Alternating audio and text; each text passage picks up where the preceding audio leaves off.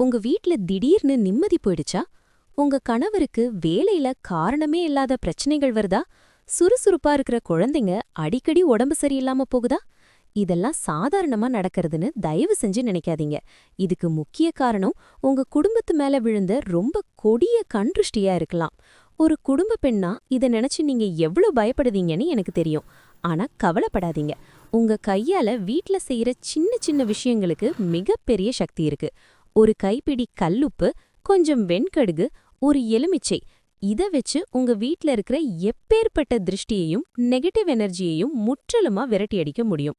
உதாரணமா, கல்லுப்ப வச்சு கணவருக்கும் குழந்தைக்கும் எப்படி சரியான முறையில திருஷ்டி கழிக்கணும்னு ஒரு பெரிய ரகசியமே இருக்கு. இது போல உங்க குடும்பத்தை காப்பாத்தக்கூடிய 10 சக்தி வாய்ந்த ஆன்மீக வழிகளை பத்தி நம்ம தெய்வ ரகசியம் யூடியூப் சேனல்ல ரொம்ப தெளிவா ஒரு வீடியோ போட்டிருக்கேன்.